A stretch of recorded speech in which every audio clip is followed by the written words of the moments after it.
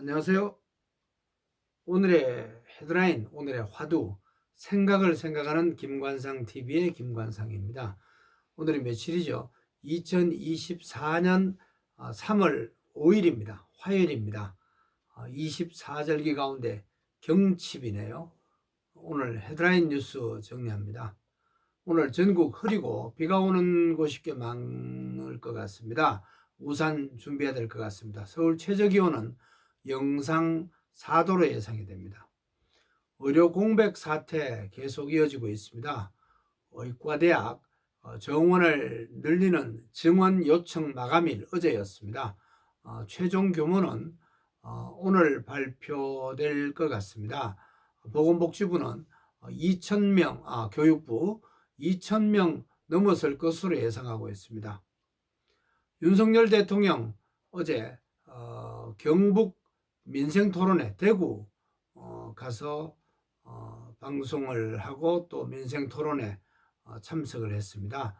의과대학 교원 확보 위해서 정부가 적극 나서겠다. 또 경북대 총장 의대 정원에 대해서도 얘기를 하고 이런 건의를 듣고 이렇게 답변을 했네요. 예산 어떨지 궁금합니다. 응급실 파행 운영되고 있습니다. 일부에서 정부는 보건의료 위기 경보 단계도 심각 단계로 한 단계 올렸습니다. 지난 3일 현재 미복귀 전공의 인원은 8,945명, 정부는 7,800여 명에 대해서 현장 점검에 나서고 법적 제재에 나서기로 했습니다. 또 의대 휴학생 인원 5,387명, 5,387명이고 대통령 직속 의료개혁 특별위원회 준비 TF팀 곧 구성이 됩니다. 전임의도 이탈 움직입니다. 이분은 전공이 끝나고 나서 1, 2년 동안 더 하는 분들이 전임인데 전국 또 4개 권역 긴급 대응 응급의료센터 가동됐습니다. 군병원 12곳 비상진료 체제에 총력을 기울이고 있고 의료진은 24시간 대기하고 있습니다. 그동안 125명이 찾았네요. 출입 절차도 간소화되고 있습니다. 총선 36일 전입니다. 한동훈 국민의힘 비상대책위원장 어제 격전지 충청도 천안을 찾았습니다. 천안은 지난번 총선 때 국민의힘이 모두 패배한 곳입니다. 앞으로 청주, 춘천도 찾을 것 같습니다. 국민의힘은 또 강남과 또 영남권 세 군데 국민추천제로 후보를 결정할 예정입니다. 어떤 방법으로 어떤 분이 추천돼서 정말 국민들의 여론을 좀 높일 건지 기대가 됩니다. 이재명 더불어민주당 대표 격전지로 예상이 되는 종로 찾아가서 노무현 전 대통령 사위죠. 곽상은 후보 지원 유세에 나섰습니다. 임종석 전 대통령 비서실장 더불어민주당에 그대로 남기로 결정했습니다. 다음에 대표가 되고 싶어 해서 그렇다라는 분석이 나오고 있습니다.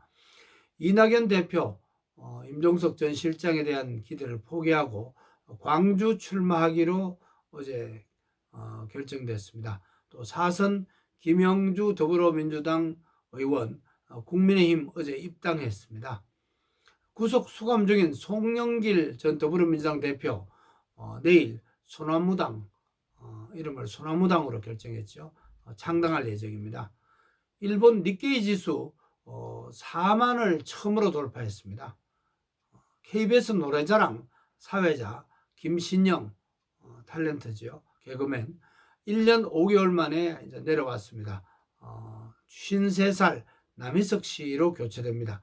중장년층 시청률 때문입니다. 우리나라를 포함해서 지구촌에서 어떤 일이 일어난지 알아보고 오늘의 화두를 찾아보는 시간입니다. 오늘의 화두로 불의한 사람의 특징은 무엇일까라는 말을 던져봅니다. 오늘 어떤 일이 일어났죠? 3월 5일 오늘 앞에서도 얘기했지만 경칩입니다. 겨울 잠을 자던 개구리가 깨어나서 웅덩이 알을 까는 날입니다. 나무에 또 물이 오르기 시작해서 고로쇠 나무 수액 나오기 시작하는 날입니다. 사회부 기자 초년병 때 경칩 스케치를 방송하기 위해서 경동시장에 가서 개구리를 사서 우이동 꼴짝에 가서 스케치하는 그런 친구들도 있다는 얘기를 들었습니다. 저는 그렇게 하진 않았습니다. 쉽지 않았습니다. 개구리 찾기가 당시에. 1637년 오늘 조선 인조 15년이었는데요. 병자호란 때 청나라의 끝까지 한글을 주장했던 홍익한 선생, 청나라 심양에서 피살됐습니다. 오달제 윤집 선생과 함께 청나라에 잡혀간 척화 사막사 가운데 한 명이죠. 국사 시간에 우리가 배웠습니다. 1920년 오늘 조선일보가 창간됐습니다. 3.1운동 뒤에 일제가 문화정치로 전환했기 때문이죠. 1997년 오늘 IMF가 시작되기 전이었죠. 강경식 경제부총리 또 김인호 청와대 경제수석 이 두 분이 취임한 날입니다. IMF 체제 이후에 12월 19일 전격 경질됐습니다. 이분들 경제 기초는 튼튼하기 때문에 기업 부도 문제는 시장에 맡겨야 된다 이렇게 주장한 분들이었죠. 2018년 오늘 안희정 당시 충청남도 지사 비서 김지연 씨가 JTBC에 출연해서 성폭행 당했다고 고발했습니다. 안희정 지사 다음날 바로 사퇴했고요. 1심에서는 무죄가 선고됐지만 2심 항소심에서 유죄가 인정돼서 징역 3년 6개월 선고받고 법정 구속됐습니다. 최종심도 그대로 유지됐습니다. 2019년 오늘 한국은행은 우리나라 1인당 국민 총소득 3만 달러를 넘어섰다 이렇게 발표했습니다. 2006년에 2만 달러를 돌파한 지 12년 만이었고요. 세계 7번째로 30, 50 클럽에 들어갔습니다. 1인당 국민소득이 3만 달러 이상이 되고 또 인구가 5천만 명 이상이 되었을 때 들어가는 거죠. 30, 50 클럽. 외국의 사례도 오늘 정리합니다. 1984년 오늘 영국 광부노조 대처정부에 맞서서 파업을 시작한 날인데 1년 동안 파업이 진행됐지만 대처정부가 강경 진압으로 영국 노동운동이 위축된 그런 계기가 됐죠. 2021년 오늘 프란치스코 교황 가톨릭 역사상 처음으로 3년 전이죠. 이라크를 방문했습니다. 오늘은 3월 5일입니다. 성경 3장 5절 한 군데를 찾아봤습니다. 구약의 소선지서 스바냐서 3장 5절입니다.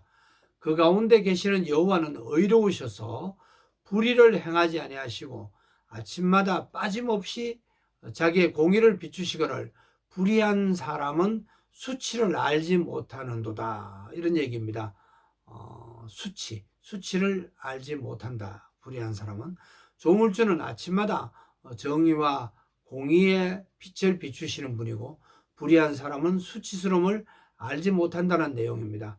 오늘의 화두 부끄럽게 살지 않기 위해서 조물주 앞에서 부끄러운 게 무엇인지를 좀 고민하고 불의한 자의 특징이 뭔지도 고민해서 우리가 정의의 편에 서고 불의한 편을 서지 않도록 노력하는 하루가 되길 기대합니다.